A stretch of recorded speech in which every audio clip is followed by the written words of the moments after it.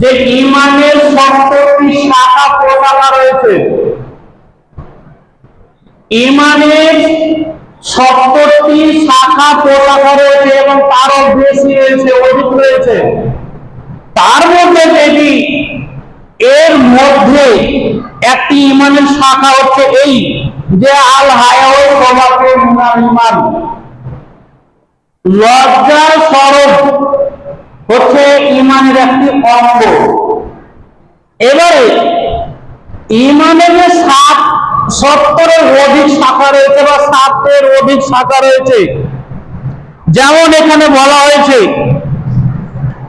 যে আল হায়াউ সবাতুন মিনাল ঈমান, লজ্জা শরম হচ্ছে ঈমানের একটি অঙ্গ। কিন্তু এই কথা হাদিসের মধ্যে এসেছে যে আন নাজাসাতু শাতরুল ঈমান, আন নাজাসাতু শাতরুল ঈমান, যেমন লজ্জা একটি ঈমানের অঙ্গ, তেমনি ভাবে যেমন লজ্জা একটি ঈমানের অঙ্গ, তেমনি ভাবে পাক পবিত্র হওয়া, পরিষ্কার পরিচ্ছন্ন থাকার একটি ঈমানের অঙ্গ। এই কথা হাদিসের মধ্যে উল্লেখিত হয়েছে। যাই হোক, এই হাদিসকে সামনে রেখে দু চারটি কথা বলেছিলাম। একটি কথা হচ্ছে এই যে চুলের ব্যাপারে আমি কিছু কথা বলেছিলাম যে লজ্জা নেই, চুলের ব্যাপারে কিছু কথা বলেছিলাম, কালারের ব্যাপারে কিছু কথা বলেছিলাম।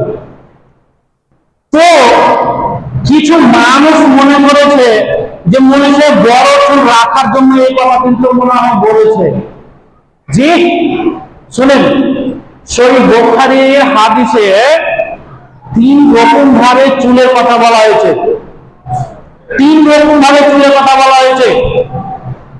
একটি প্রথম পর্যায়ে যেটি, সেটি হচ্ছে যে মাথায় সে চুল এরকম ভাবে রাখবে বা মাথার চুল এরকম ভাবে কাটবে, চারিদিক সমান থাকবে,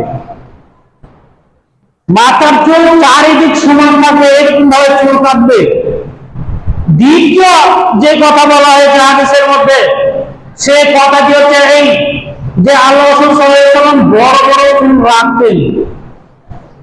যে বড় বড় চুল রাখতেন মানে কি, মেয়েদের মতো চুলকে ছেড়ে দিয়ে মেয়েদের মতো ক্লিপ ব্যবহার করে আল্লাহ রাসূল চুল রাখতেন, এরকম কথা হাদিসের মধ্যে নেই।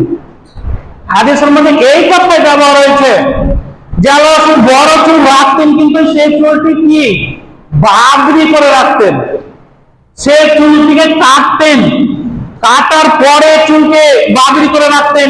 আর এখনকার বর্তমান পুরুষেরা যারা নারীদের মতো চলাফেরা